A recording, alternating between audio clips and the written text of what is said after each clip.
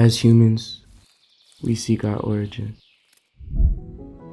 Dust and breath combined created us, made in His image, yet we look for answers outside of Him. But curiosity led to garments in the garden, away from His image, away from our Genesis.